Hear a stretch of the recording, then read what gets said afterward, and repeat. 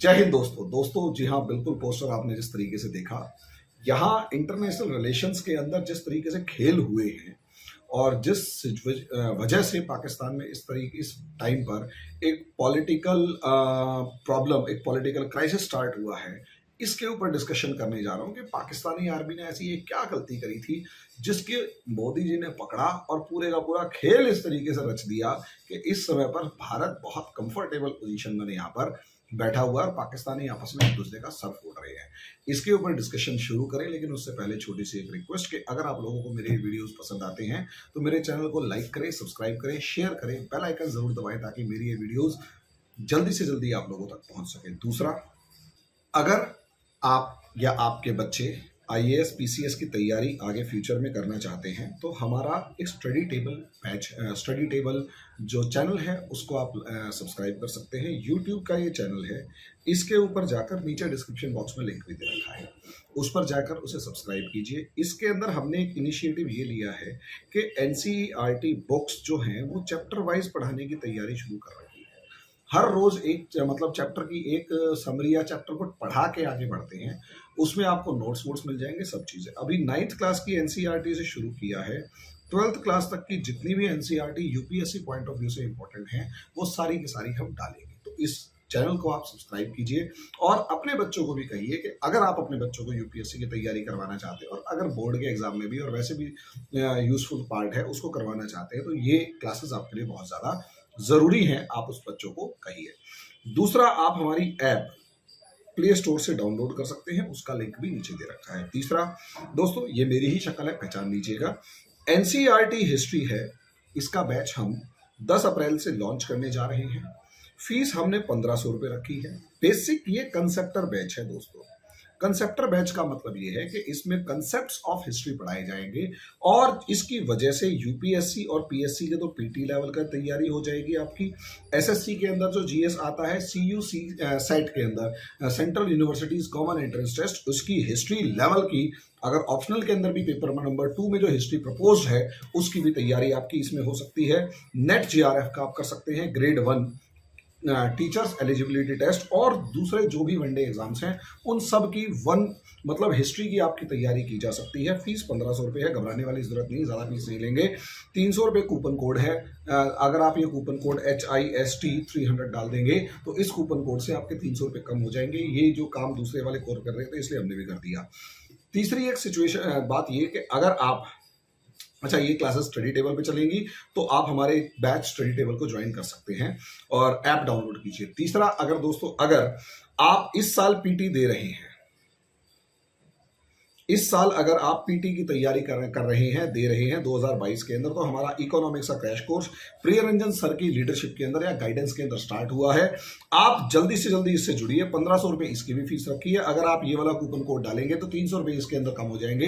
1200 रुपये के अंदर कंप्लीट क्रैश कोर्स, कोई बुरा नहीं है, जल्दी कर सकते हैं। इस नंबर पर कॉल करें। 2 अप्रैल यानी बैच 2 अप्रैल से शुरू हो चुका है। रिकॉर्डेड लेक्चर्स भी मिलेंगे, तो कोई ऐसी टेंशन वाली बात नहीं है, सारा काम ऑनलाइन है, बेफिक्र रहिएगा।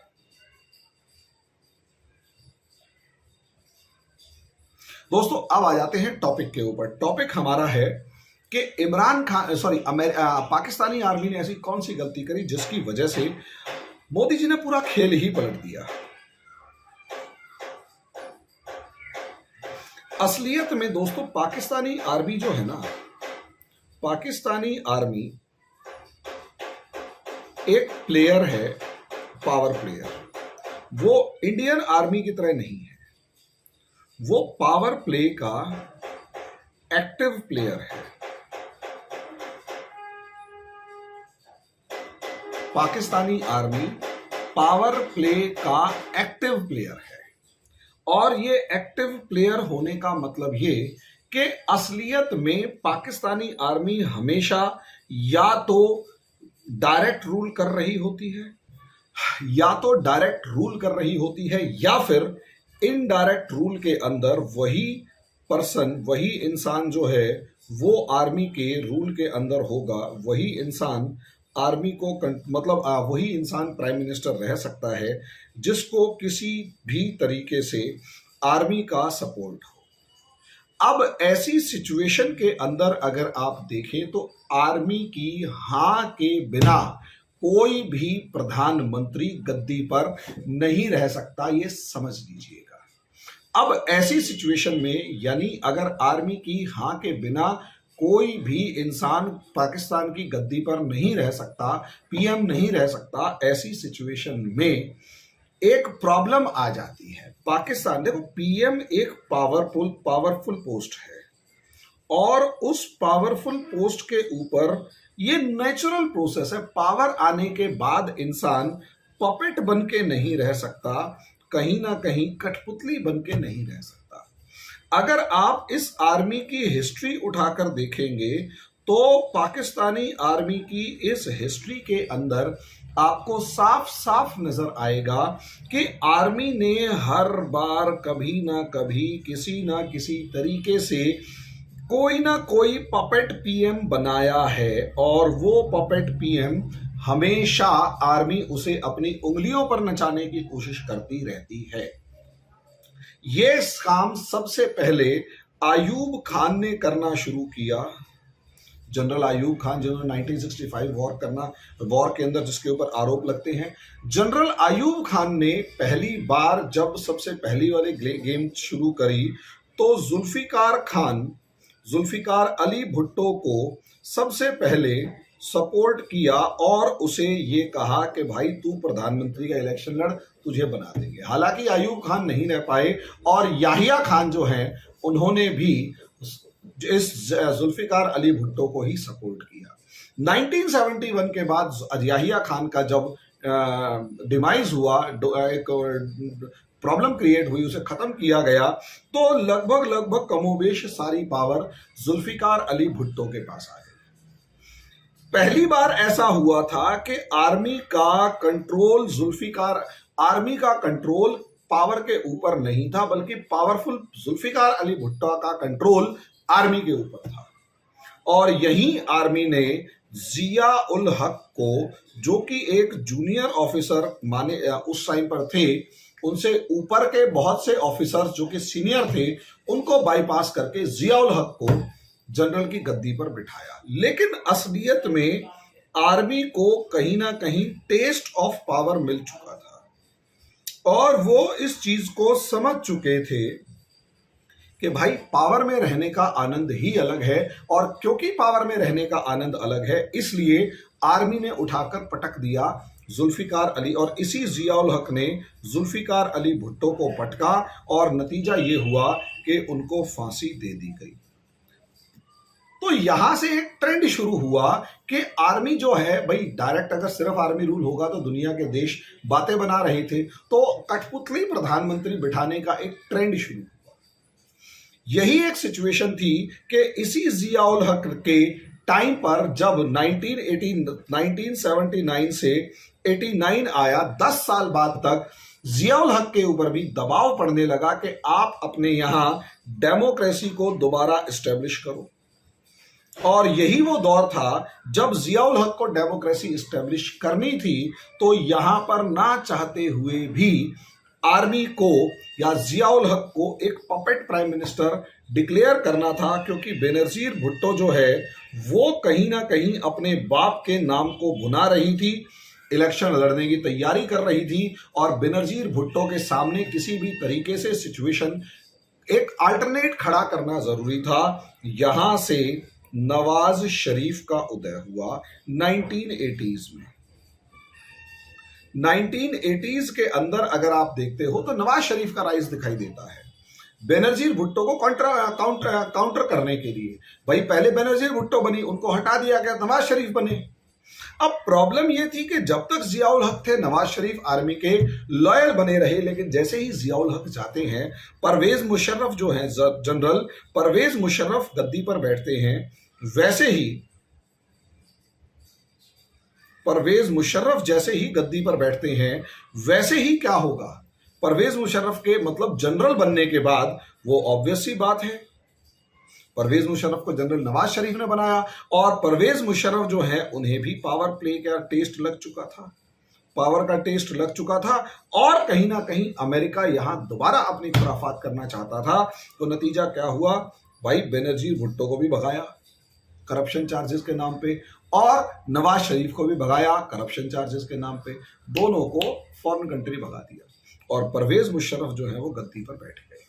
अब यहां समस्या को समझिए कि बेनजीर भुट्टो भले ही एक्सपायर हो चुकी हैं, लेकिन कहीं ना कहीं पाकिस्तान पीपल्स पार्टी जो है वो अब एक ओल्ड पार्टी बन चुकी है जिसका एक मास बेस है और वो जल्दी से आर्मी से दबती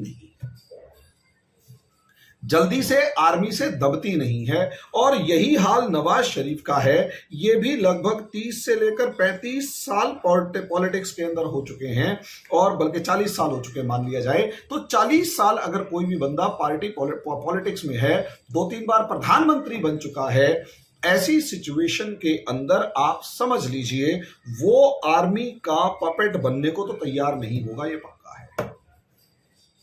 ऐसे में यहां पर ना तो बेनजीर भुट्टो की पार्टी का कोई बंदा आर्मी का पपेट बनने को तैयार है क्योंकि उसका अपना एक मास बेस है, ना ही नवाज शरीफ की पार्टी मुस्लिम लीग नवाज जो है वो आर्मी का पपेट बनने को तैयार है। क्यों? क्योंकि उन्हें पीएम की पावर का पता चल चुका है और वो घिस चुके हैं, वो जल्दी से पपेट तो बनेंगे नहीं। हाँ ये है नेगोशिएट कर लेंगे, बातचीत कर लेंगे, लेकिन हर बात में आर्मी की कमान के काम करेंगे नहीं।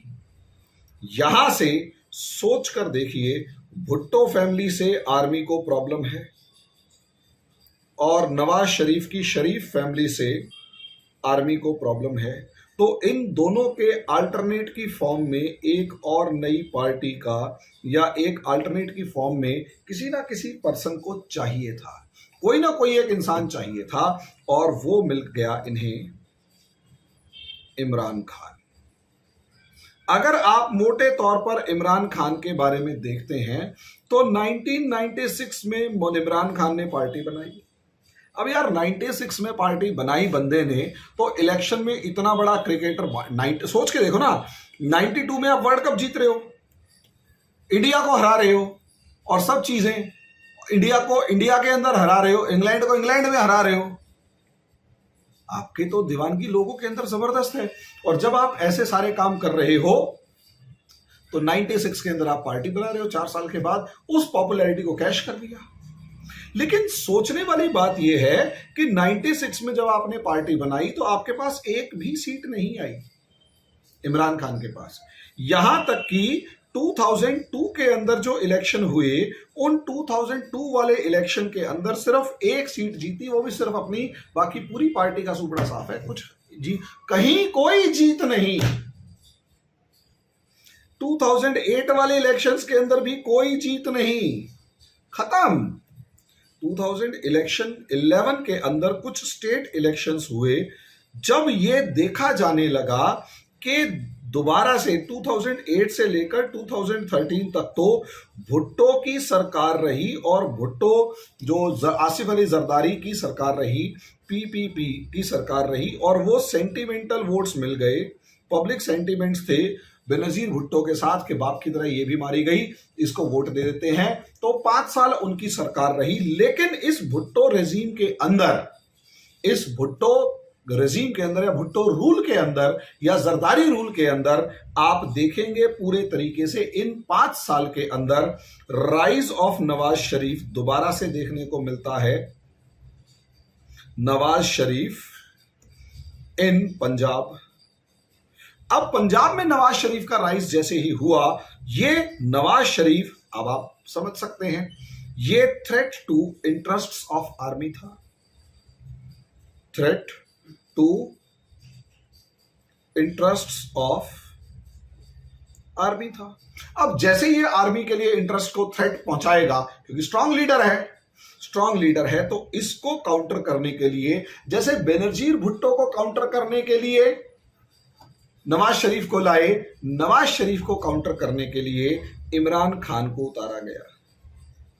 Imran Khan got the support of army.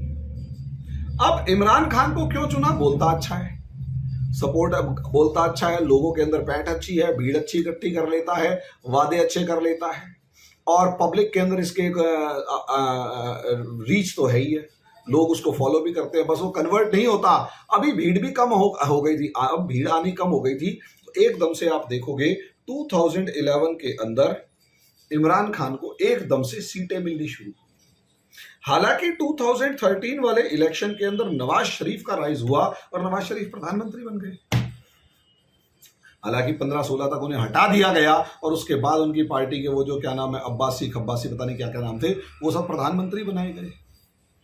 उनकी जो दुर्गति करी हुई वो तो बाद की बात है। लेकिन 2018 के अंदर अगर आप देखते हैं यहां पर, तो 2018 तक ये इमरान खान जबरदस्त लेवल पर, यानी 2002 में जो बंदा एक सीट जीत रहा था अब एकदम से 152 सीट्स के आसपास जीत गया।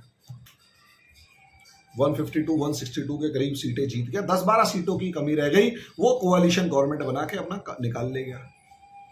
यहां से यानी with the help of army Imran Khan became PM. अब आर्मी का ऑब्जेक्टिव यहां पर हमेशा क्या रहा? आर्मी का ऑब्जेक्टिव हमेशा यहां पर यह रहा कि ये एक पपेट बना रहे। लेकिन यहां एक चीज को समझिए, जब इमरान खान यहां है तो दूसरी तरफ यहां नरेंद्र मोदी प्रेजेंट है।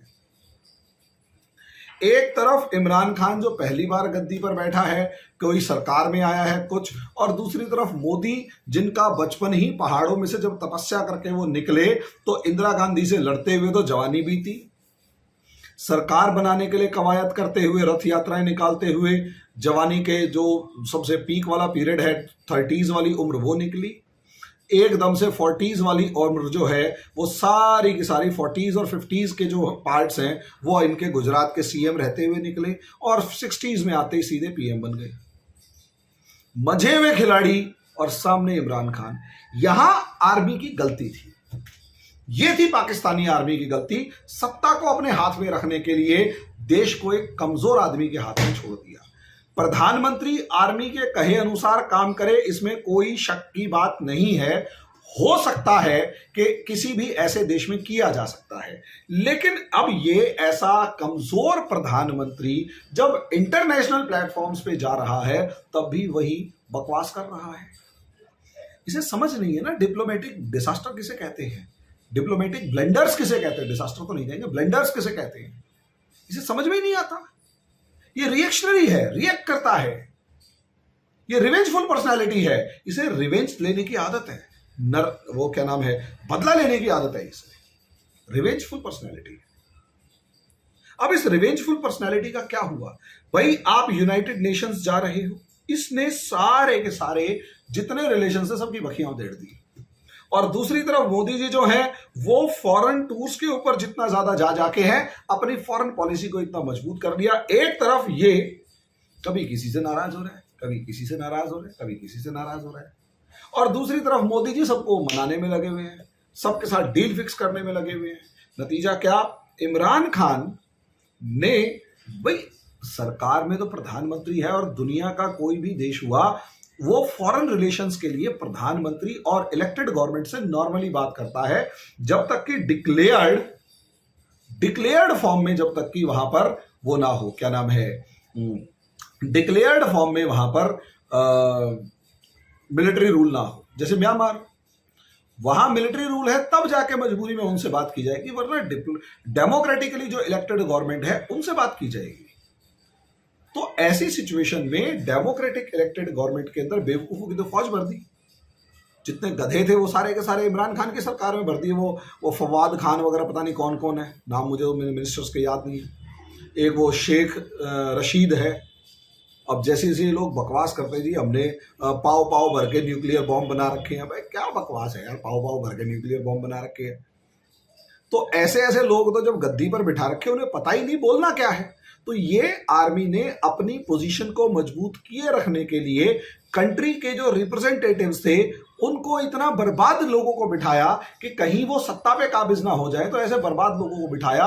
उन्होंने जो डिजास्टर कंट्री में करना था वो तो किया, उन्होंने उससे कहीं ज्यादा ब्लेंडर्स इंटरनेशनल प्लेटफॉर्म्स पे जाके किए। और जब उन्होंने इंटरनेशनल प्लेटफॉर्म्स पे ब्लेंडर्स करने शुरू किए, चाहे इमरान खान और ट्रंप की जो समस्या थी आपको सबको पता है, इमरान खान और जो क्या नाम है जो बाइडेन की जो समस्या है वो आपको जानते हैं, इमरान खान ने चाइना से सीधा पूछ लिया, भैया कागज दिखाओ, उस हिसाब से बात करूंगा। इमरान खान ने सऊदी अरेबिया के साथ जो बिगाड़ कर रखी, मजा आ गया। इमरान खान ने ईरान के साथ जो नेगेटिविटी रखी, वो भी मजा आ गया देख के। इंडिया के लिए तो सब चीजें फायदेमंद थी। इंडिया यहां पर अपनी पोजीशन मजबूत कर रहा है। इमरान खान की जो बनी बनाई पोजीशन थी, उसे इंडिया, वो इमरान खान कमजोर कर रहा है। नतीजा क्या हुआ? नतीजा ये हुआ, मोदी ने सबसे बड़ा खेल कौन सा पलटा? इंडिया और पाकिस्तान के बीच में जो सबसे बड़ा रीजन ऑफ कॉन्फ्लिक्ट था, अब इंडिया और पाकिस्तान के बीच का जो सबसे बड़ा मुद्दा था, वो था कश्मीर इशू। अब ये कश्मीर इशू जो सबसे बड़ा मुद्दा था, इसे समझिए। असलियत में पाकिस्तान इस कश्मीर इशू को बहुत बढ़िया तरीके से डील करता था और इस हद तक डोमिनेट करता था, इस हद तक डोमिनेट करता था कि कुछ कहने की हद। कश्मीर इशू को, और इंडिया के लिए कश्मीर हमेशा से एक सरदर्द बना रहता था। और पाकिस्तान जो है, इस डिप्लोमेसी के नाम पर एक तरफ अपने साथ चाइना को रखता, दूसरी तरफ अपने साथ अमेरिका को रखता, तीसरी तरफ अपने साथ ऑर्गेनाइजेशन ऑफ इस्लामिक कोऑपरेशन को रखता, और चौथी तरफ अपने साथ यूरोपियन नेशंस को रखता, और यूनाइटेड नेशंस के अंदर भी कुछ ना कुछ दबाव बनाए रखता, चारों तरफ से दुनिया को भड़काए रखता, कश्मीर कश्मीर कश्मीर कश्मीर कश्मीर। इमरान खान आया, सबसे पहले तो चाइना को भड़काया कि पहले कागज दिखा, तूने कितनी इन्वेस्टमेंट करी है। अमेरिका के साथ तो डोनाल्ड ट्रंप और इसका भी 36 का आंकड़ा था, और जो बाइडन ने तो फोन ही नहीं किया इसको। तो आप अंदाजा लगा सकते हैं, फिर कट्टी हो गया और नाराज हो जाता है। ओआईसी के अंदर सऊदी अरेबिया से इसके वैसे के मामले खराब हो गए, और कश्मीर के बाद तो इसने और ज्यादा बर्बाद कर दिया सिचुएशन। हैंडल नहीं कर पाया ना, क्यों? आर्मी ने गलती करी, आर्मी ने कठपुतली बिठाया, कठपुतली जो है वो बार बर्बाद कर रहा है। उसको इंटरनेशनल रिलेशन थोड़ा आते हैं यार, वो तो रिएक्शनरी है। वो तो किसी को छोटा आदमी कहता है, किसी को मोटा आदमी कहता है, किसी को कुछ कहता है, किसी को कुछ कहता है। नतीजा उसका ये, यूरोपियन नेशंस के साथ वही। अब जैसे ही इमरान खान कमजोर हुआ, एकदम से 2019 के अंदर ही बहुत सारी एकदम से, क्या नाम है, मौलाना आ रहा है, फजलुर रहमान वाला वगैरह, मौलाना आ रहा है टाइप की स्टोरी शुरू हो गई। और यूनाइटेड नेशंस के अंदर भी पाकिस्तान की वो पकड़ नहीं रही। नॉर्मली इंडिया के साथ रशिया आए दिन खड़ा रहता था, अब इंडिया के साथ ये अमेरिका को छोड़कर ये सारे कंट्रीज आकर खड़े हो गए, और चाइना वहां पर अकेला रह गया। और मजे की बात, चाइना भी हांगकांग क्राइसिस से जूझ रहा था। मौका देखिए ना, चाइना हांगकांग क्राइसिस से गुजर रहा है, फंसा हुआ है। अब चाइना हांगकांग क्राइसिस से गुजर रहा है, इंडिया यहां पर अपना कश्मीर इशू को खेल पलट गए। अब खेल ये है कि दुनिया के लिए जो इंडिया के पास कश्मीर है वो इशू नहीं है, अब दुनिया के लिए पाकिस्तान ऑक्यूपाइड कश्मीर जो है और चाइना ऑक्यूपाइड कश्मीर जो है, ये असलियत में डिस्प्यूटेड लैंड है। आज से पहले पाकिस्तान की सबसे बड़ी अचीवमेंट ये थी कि पाकिस्तान ने कभी भी पाकिस्तान ऑक्यूपाइड कश्मीर को डिस्प्यूटेड लैंड प्रूव नहीं होने दिया था। दुनिया कहती थी कि इंडिया के पास जो कश्मीर है वो डिस्प्यूटेड लैंड है। मोदी जी ने खेल पलट के अपने वाले को तो बिल्कुल ही अपने पास मिला मिलू लिया, वर्ल्ड इन्वेस्टमेंट इंटरनेशनल और ये अरब इन्वेस्टमेंट, सब इन्वेस्टमेंट शुरू हो गई, और पाकिस्तान ऑक्यूपाइड कश्मीर को अब ये कहते हैं जी वो डिस्प्यूटेड लैंड है, उसका कोई सॉल्यूशन चाहिए। ये जो खेल है ना, ये तभी पॉसिबल है जब आप तो शातिर हो और दूसरे वाला बेवकूफ हो। आर्मी ने बेवकूफ बिठाया, मोदी जी ने उस बेवकूफ का इतना बढ़िया इस्तेमाल किया कि आज के दिन आर्मी उसको मारने दौड़ रही है, और वो कह रहा है मेरी गलती क्या है ये बताओ। तो आर्मी ने एक बेवकूफी दिखाई और मोदी जी ने खेल पलट दिया। धन्यवाद।